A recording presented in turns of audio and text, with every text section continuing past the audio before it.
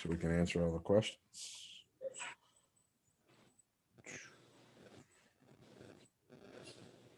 Oh, where's that little feedback coming from? Do you hear that feedback?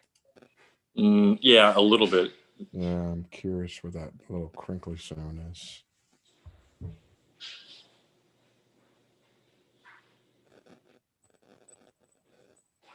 I'll figure out soon enough. All right, there we go.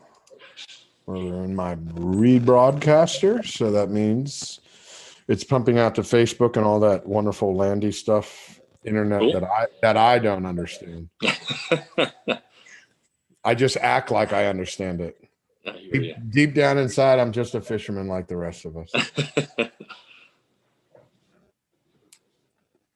All righty, put on your seatbelts. Here we go. And we are back. Here I am, Fly Navarro with the No BS World Tour special Fort Lauderdale International Boat Show edition. Today, I'm being joined by Ken Clinton from Intrepid Powerboats. Ken, how are you, sir? Good, man. How's it going, Fly? I could not be any better, but I could be a little bit taller. When you're my height, too many of my friends like to hide my keys on top of the refrigerator. So Not cool. well, those are the kind of, that just lets you know what kind of friends I have, which is a real pain in the butt. So, Ken, I believe you just got back home from the Fort Lauderdale Boat Show, correct? Yeah, I had to get back here so I can get the factory running tomorrow morning. So, for people that are not familiar with Intrepid Boat Works or Power Boats, could you let everybody know where your home factory is? Sure. We're in Largo, which is right in between Clearwater and St. Petersburg in the Tampa Bay area. We're a custom builder that builds per person without a dealership network. So we work directly with each customer and custom tailor each build to them. Okay, good. That's it's nice that you go directly to the customer and everybody's happy that way. Yeah, and it really helps me design the next new models because, when you sit down and do design sessions with people and they buy boat after boat and they tell you what they like and what they don't like and, what they wish they had and what they didn't use, it's really a gold mine of data when you design that next boat. So it really helps us innovate. And correct me if I'm wrong, but that also gives you direct access to your customer. So you know exactly what they want and they know exactly what you're thinking before you go on that ride. Yeah, and that's really important, because not one size fits all, and especially in the boating industry. So when you're able to sit there and literally tweak every part of the build for them and give them exactly what they want, I mean, that's what makes it fun. You're not doing the same thing every day. It's every single boat is different. That's great. So what were the debuts that you had this year at the Fort Lauderdale Boat Show? So I had the 409 Valor and the 438 Evolution. The 409 Valor was a boat that I was going to originally debut at Palm Beach. And when Palm Beach got canceled, I got put off. So this is really the first time it's had a chance to be at a boat show. And how was it perceived once you released it at the boat show this trip? It's been great. I mean, honestly, it's only been through social media and magazines up until getting it to the show for anybody to really see it in person. And the sales have been amazing. It exceeded all our expectations. We did some really cool stuff, and everybody really loved it. Man, that's awesome to hear. Again, I'm here with Ken Clinton from Intrepid Powerboats. And while I see a bunch of people joining us, I see Corey from Oregon, Josh from Arlington, Virginia, Douglas from here in South Florida, and AJ Rubio all the way from the Pacific Northwest. If you guys can hit that share button to make sure everybody hears what Clinton has to say about Intrepids, I would greatly appreciate it. It would mean a lot to me. So now you were there for the first 3 days. I'm sorry. Yes. 3 days. You came back home yesterday, correct? Yes. So yes. This is the first event that a lot of us have had since COVID. Yeah, and that's, look, that's how we feed our families. I've got 320 employees that are counting on these boat sales. And, to be able to have this event was huge for us. And I'll be honest with you, I think that they did an amazing job with it. I think they've made sure everybody followed proper protocols. I think it made everybody feel comfortable. The people in our booth were extremely happy, and I think the other thing that it did do is it kind of filtered the the type of customer that you had, because the people that were there really wanted to be there, and they were passionate about boats, and they were buyers. Yeah, that's one thing I heard across the board, that there was definitely more qualified people at the show. If somebody was coming to the show, they were coming because they wanted to buy a boat. Yeah, for sure. And the numbers that we've seen so far show that. We sold 7 boats on the very first day of the show. That's amazing. That's Yeah. amazing. I know in the state of Florida, I believe the number is we're up 47% from this time last year in boat sales. Yeah, I mean, I think by the time this show finishes at the end of today, we'll be close to having a $70 million backlog at Intrepid. That is pretty awesome. Yeah. That is pretty awesome. So if somebody were to order one today, Mhm. start from scratch, how long would it take before they can take delivery? I would say, depending on the model, it's probably on average of close to a year. Okay.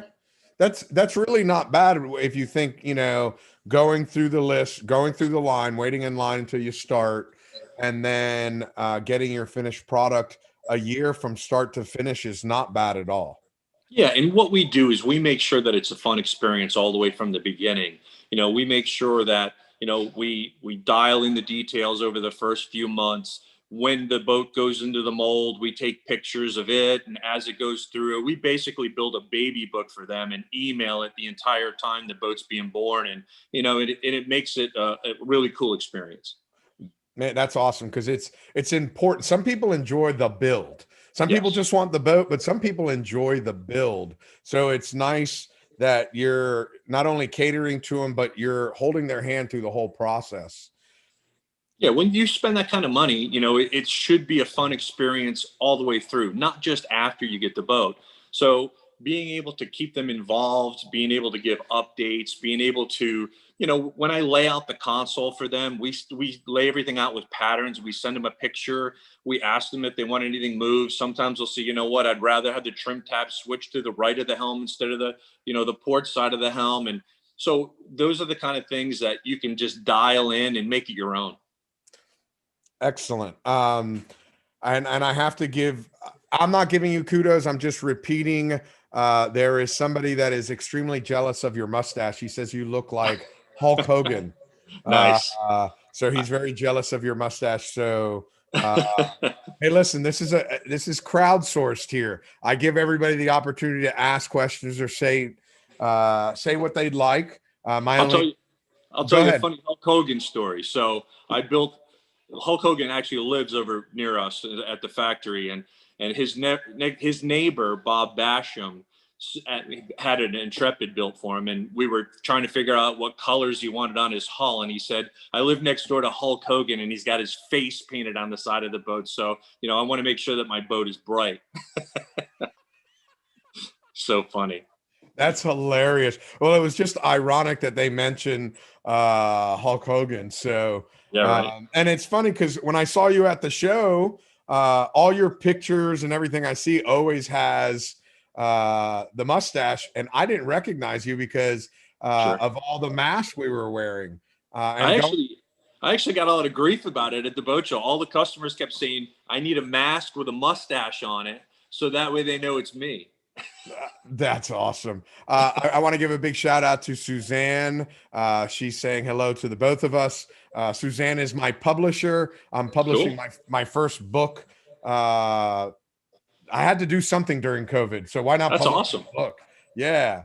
So, but this is not about my book. This is about your boats and the Fort Lauderdale Boat Show. So, while I was at your booth, I noticed that you guys had a lot of different models. Can you kind of go start to finish, front to back? What were all the different models that you guys had there? Sure. I actually had 13 different models. I had 10 in the water, and right next to the water display, I had 3 in a land display as well.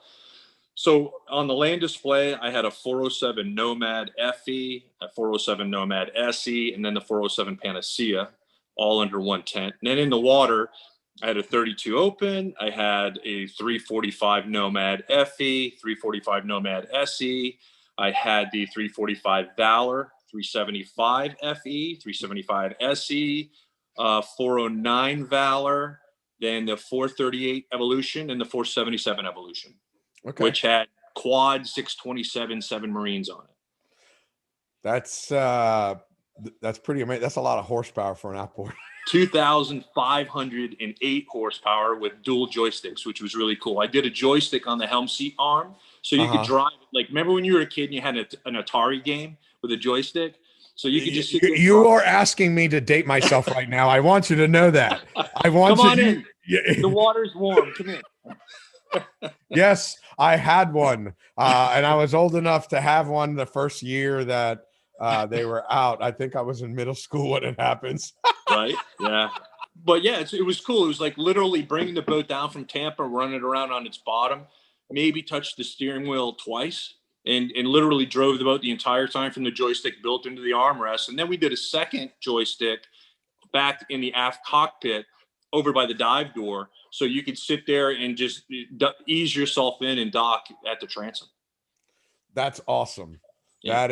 That's pretty cool. This new technology with these joysticks I think it's amazing.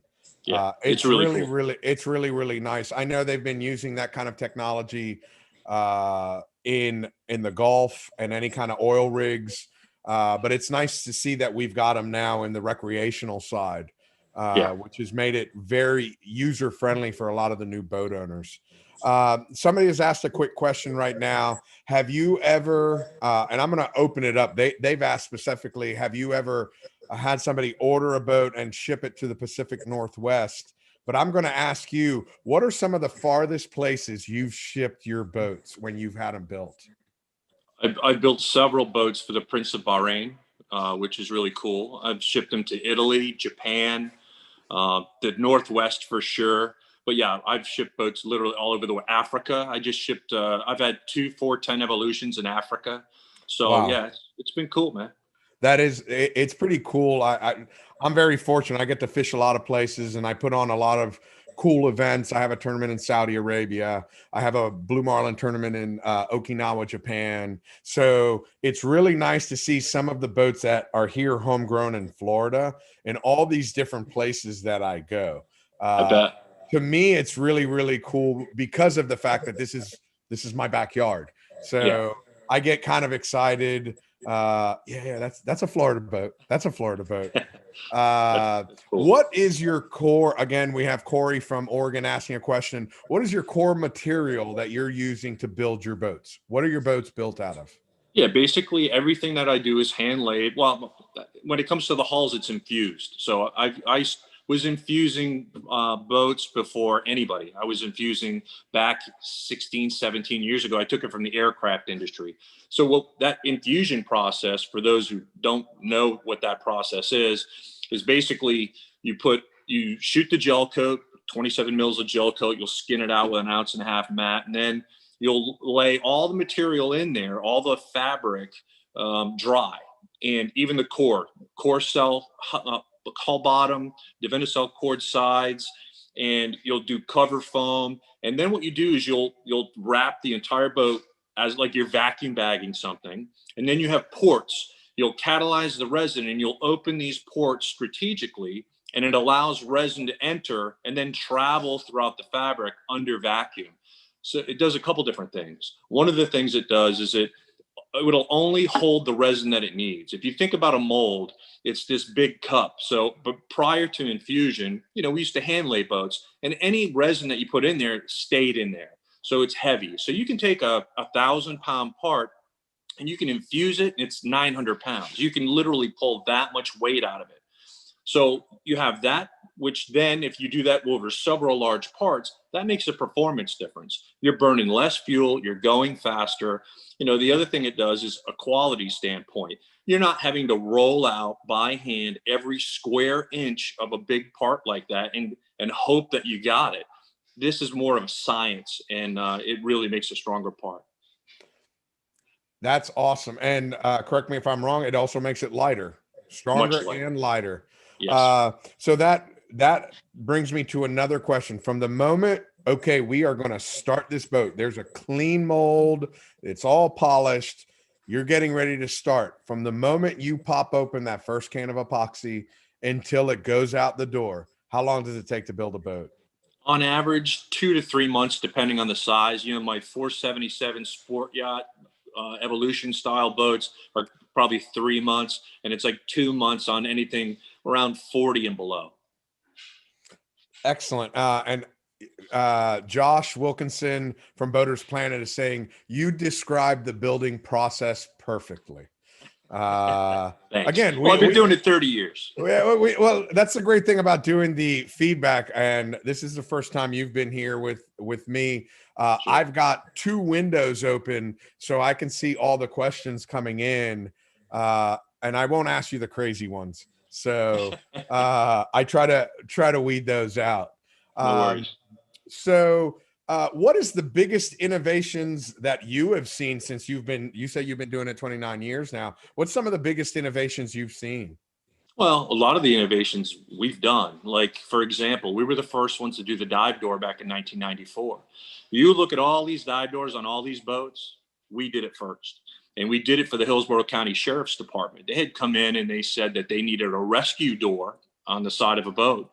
And we literally took a Sawzall, we cut the hull side out. My And second favorite tool. I want you to know that's my second favorite tool. right? It's amazing what we've done with Sawzalls, let me tell you. They're awesome. So we literally cut the hull side out, glassed bulkheads from the lower stringer system up the hull side. And then we took the piece that we cut out, we hinged it and literally put a couple latches on it, and it was a dive door. So it went out there, you know, and I do a lot of one-offs and I call them stick builds because it's a one-time thing. And, you know, somebody went out and said, hey, we saw that Hillsborough County boat that you built. You know, is there any way that you would do that again? I'm a diver, and it would really be diver friendly, you know, and it started with another one and another one. And, you know, then before you knew it, every single boat that we built had one, and everybody else in the industry ended up doing it as well. But that's like, you know, there's that. We did 35-inch shafts before anybody else. I went to Mercury, I went to Yamaha. I said, I need longer shaft boats for the larger boats that I'm doing, because I was doing outboards back when outboards weren't cool, and I was doing them on 40-foot plus boats. And they said that they wouldn't do it. So I said, okay. So I got with Latham Marine, and we did it ourselves. We did spacers with carrier bearings and extended the shafts. And, you know, we were the first ones to do 7 Marines. I went to Yamaha, I went to Mercury. I said, I need bigger engines. They said, there's no market for it. So I got with the Davis family, and we did the 557 horsepower outboard engines, which were the largest in the world. And I'll never forget, we did the press conference in 2011 at the Miami Boat Show when it was in the convention center. And you could see all the reporters asking us questions. And in the very back of the room, you could see the Yamaha engineering from Japan on one side and all the guys from Milwaukee and Mercury on the other. And it ended, and I walked down the center aisle, and I looked over at both parties, and I said, I told you guys, if you didn't get me a bigger outboard, I'd go do it myself. And with the Davis family being as brilliant as they were, they really came through. That's awesome. That's awesome. And the boats are only getting bigger. The more horsepower you see, the boats are only getting bigger. Yeah. Now, and this is going to be an opinion piece. I'm asking you, how much bigger do you think these center consoles are going to get? I don't know that they're going to get too much bigger, only because there's not enough game. You know, it's funny because people are always asking me, what's my next biggest build? You know, you're going to go bigger, you're going to go larger. And I look at them and I go, look, I do a 47-foot boat that has 2 staterooms, that has, at the push of a button, has a 3rd queen berth that a settee just changes into a queen berth. It's got a full head with a separate shower. It's got a full galley. It's got tons of seating. It's got tons of fishing room, and it'll run, you know, 68 miles an hour on outboards, and it'll run 58 on 3 Mercury 450s. So tell me any 54 or larger out there that's outboard driven that has all those amenities. And they go, wow, there really isn't, you know? So it just, I don't know that there's any value going bigger, because the other thing that happens is the power to weight ratio, making sure that you have, you know, just because you have the space to put more stuff, you got to be able to push it, you know? And I think one of the things that's being missed when we're talking about larger boats is performance, hull performance, because, you know, I joke all the time and I say, you know, you can strap 5 and 6 engines on a fire truck and push it through the water. You know, what about real hull engineering and performance? And because we were doing outboard step bottom, V bottom, single step V bottom boats from a long time ago, we have all that history. So, you know, I don't know anybody else who can take a 47-foot boat at 35,000 pounds and put 450s on it and have it run 58 miles an hour, you know? That's pretty impressive. Another thing, growing up in the industry, you guys, and I hate to use the word cornered because I don't know the market that well, but I know your boats have always been extremely popular as tenders for motor yachts. Yeah. Yeah. Very, very popular. So, could you talk to everybody a little bit about how you guys have your tow bridle set up and Sure. some of that stuff, so people understand what exactly you guys put into it? Sure. It all really, it's funny that you brought that up because that's really what started our company. You know, many moons ago, we realized that there was a piece of the market that was available, and it was available for a reason. You know, tenders, it's the worst punishment that you can do to a boat is to put it on a hook and hang it out behind a 180-foot fed ship. So here you are running this boat in 8-foot seas, and the fed ship's doing just fine. Well, the boat on the hook is really getting destroyed. And I have guys that come into my office and they go, dude, your boat's amazing. And I go, thanks. And they go, no, no, no, you don't understand. Like, we were in this rough weather and all you could see was the tow line going into the water. You couldn't even see the boat. And then the Intrepid would bust out through the wave and then land in the bottom of the next one. And I go, don't tell me this stuff. But it's all these war stories that you hear. And then they said, you know what? But then we got to the dock the next day, and we looked back to see if it was even still there, and it was, and it was fine, and it lived. And we got into that market because nobody else wanted it because the warranty claims are through the roof. So what we decided we would do is we're going to build this crazy strong boat that would be good for the tender market. And we started taking market share. So then at that point, we said, you know what? We're just going to build every boat like it's a tender. So we just overbuild everything. So when we start talking about the differences, you know, for the eyes for a tender, we do this big stainless steel bridle up inside the bow with 2 solid stainless steel eyes that not only pass through it, are welded on the back side and the front side. And we do double eyes. So you got a safety line along with the main bridle. And, you know, our boats get towed all over the world in some of the most extreme weather. That's awesome. That's awesome. It's funny. Like I said, I'm not in the motor yacht world. I've always been in the sport fish world, but Sure. that was always the constant. Yeah. It didn't matter what the motor yacht was. It always had an Intrepid with it. Yeah. So, and that was one thing on every single Intrepid was that tow eye. So I know that for me, I was curious, and I'm sure everybody else was curious exactly how you guys did something like that. Sure. What are some of your plans that you see here in the next, I'd say maybe 12 to 18 months with your company and Intrepid?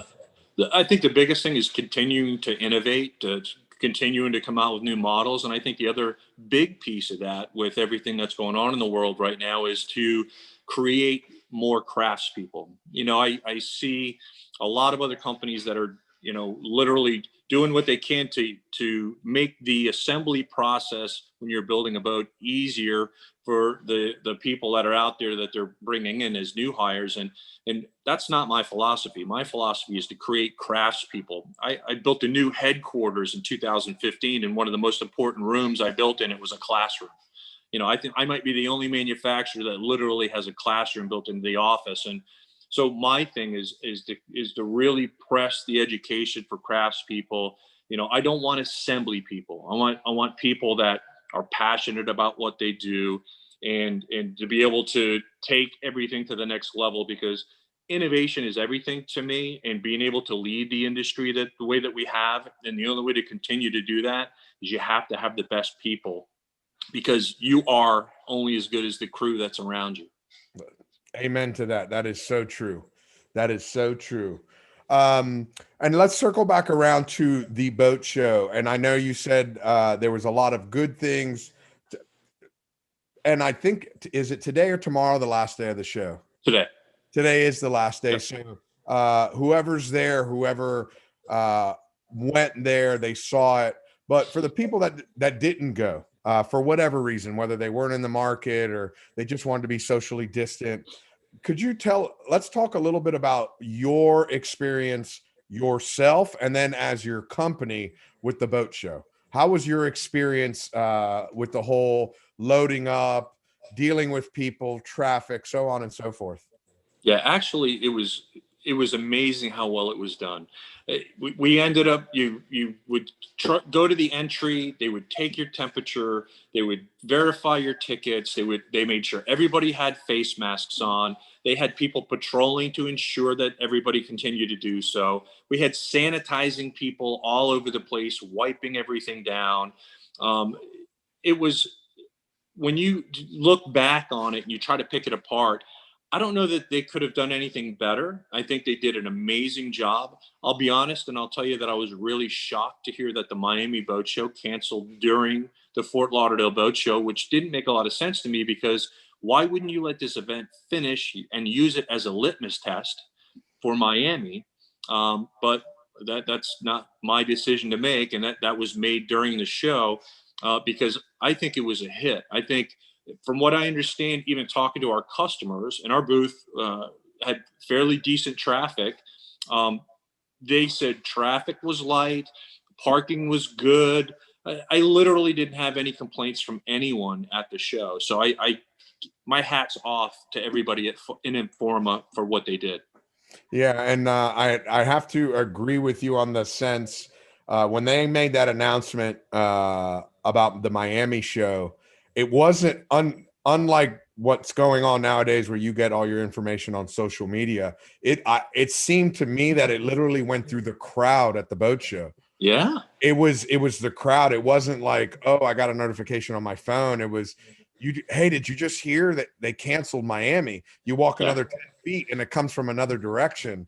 And it was like the talk for a few hours there. Yeah, agreed. And it was, listen, again, that's above my pay grade. Sure. But yeah, I would have thought that would have been a decision they made after the Lauderdale show, but they made it, and it is what it is. There's a lot of logistics that go into it. I was personally very happy to see that the boat show, the Lauderdale, went on. I know there was a lot of questions in the air until our governor said, listen, we're moving forward, open everything up. And then that's when I heard that the show was 100%. And I think the fact that they were able to put it together in the timeline, I was very surprised, and I was very happy with what I saw. Yeah, once again, they did a great job. Everybody respected the rules. Everybody was not, nobody wanted to be careless. Everybody wanted to be there and enjoy boats. Everybody went there not only just to shop, but that's where we catch up with our customers. They come in to tell us about all the fish they caught during the summer and the trips that they took. And, it just gave us a real opportunity to be face to face in a safe environment and enjoy some really cool stories. I would say the only downfall about the boat show had nothing to do with Informa. It had to do with the 94-degree heat that we had. I thought this was November in Florida, but then you just drop the November and leave Florida. Well, and it was funny because everybody was really sure to let me know that there's a cold front coming in Monday, the day after the show ends. I was like, great. Thanks for letting me know that. It's not going to do me any good on Thursday when I'm sweating. I mean, it was warm. It was definitely warm for a November show, but That for me, that was the only big downfall, and nobody can control that. I mean, if you look at all our years past, we had Hurricane Sandy go by, and Yeah. that was crazy. You can't control Mother Nature. Well, Uh, and I'll tell you, for me to sell probably by the end of today over 20 boats, I'll gladly stand in the sun, rain, whatever we need to do to have that kind of results. Listen, I totally agree with you. 100%. Whatever it takes to sell the boat, sell the product. But like you said, it was nice. There was a lot of friends, it's hard for me to call them customers or clients. They're my Sure. friends, Yeah. and I got a chance to see a lot of friends that I haven't seen in almost a year, eight, Yeah. 9 months, because of all the crazy lockdowns. And Yeah. it was nice to see them face to face as opposed to a Zoom meeting, Yeah. which is really nice. It was nice to get outside, and I felt safe, even though I got yelled at a couple of times for talking on the phone. Hey, mask, mask. Oh, okay. So, Yeah. and Right. you're right. And it's funny because they did a good job with everybody that was on mask patrol wore red shirts, and they Yeah. were everywhere. So Yeah. if you took your mask down for a second, if you saw a red shirt, it came right up. It Well, came. I think it was an opportunity for us to show the world that we can go back to holding events responsibly, and life can go on. We have to be responsible, respectful of one another, and we can get through this.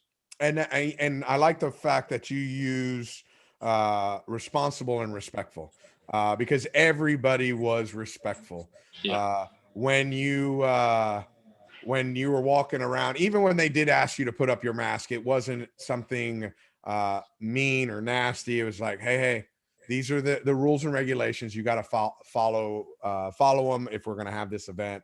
Yeah. And everybody, yeah. I was very surprised and happy on how everybody dealt with the whole situation. Yeah. No, it was a great experience. No, it was really good. Uh, that being said, is there anything you feel that you want to tell everybody that maybe I haven't asked you or somebody else hasn't? I see people popping in left and right. I just want to make sure we get out anything that you feel needs to be out to the customers or to people that are watching. No, I think the biggest thing is to let people know that we love to build boats. We're passionate craftspeople. We love to lead in innovation. We talked about a couple of the innovations. We were the first ones to do a gyro in a outboard boat with Seakeeper. Gyros have become the new craze. I remember even the first time I did a bow thruster in a boat back in the mid 90s in an Intrepid, that I thought, I can't believe I'm doing a bow thruster in a 30-foot boat. And now you can't buy a boat without a bow thruster in it. It's amazing watching the evolution of the powerboat industry over all these years. And it's been an honor to be a part of leading that. And we hope to continue to do that. Now, you brought up Seakeeper and the gyros. Have you noticed a change in your customers since you've been able to add a gyro to your package? Yeah, well, it's funny. I'll tell you, the first time we did a gyro was I had a customer call in, and he said, "Look, I want a boat. I think it was a 35, 37." And he said, "But my wife gets no, it was a 39. It was a 39." And he said, "My wife gets extremely seasick, and happy wife, happy life." And he said, "So." He goes, "I've had some big boats with gyros. Can you put a gyro in?" And like, we're known for being these crazy guys that do all this stuff first. And honestly, I didn't even know what it was. I Googled it first. And the first thing that came up on Google was a bicycle in Japan that had a gyro on it. And the guy pushed the bicycle down the hallway and it wouldn't flip over. And I was like, this is pretty cool. Yeah, we'll do this. Right. So we ended up getting with Seakeeper and dialing the whole thing in and making it happen. And it's really opened up some avenues for people. I would say now gyros are more common than not. And it gets down to, look, somebody in the family, there's always, whether it's one of the kids or the wife or Uncle Bob or whomever, tends to get seasick. And when they get a chance to experience a boat when it's rocking hard side to side, and you literally flip a switch after it's spooled up, and it just stops. I mean, it like it's putting the brakes on, and it blows their mind, and it it's an expensive option, but if it's that important to you, you'll buy it. For what I've seen, it's been a game changer in the Yeah. industry.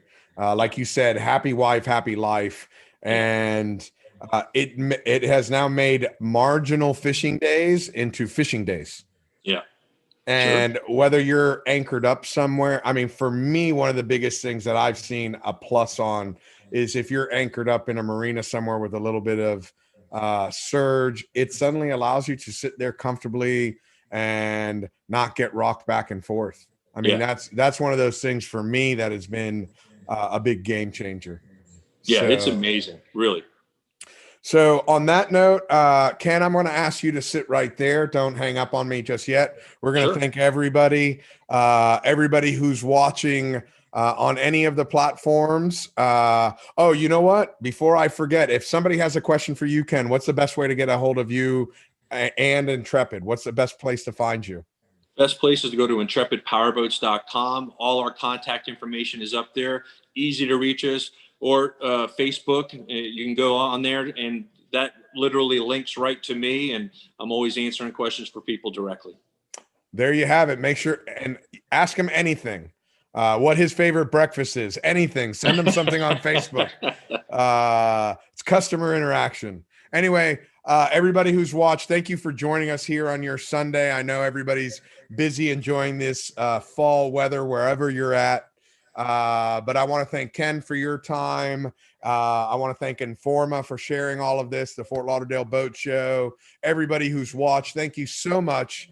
And I look forward to talking to everybody this week. I'm sure I'm going to be on here once or twice. So make sure you set your notifications for when the No BS starts up again. So, all righty, guys and gals, we will check you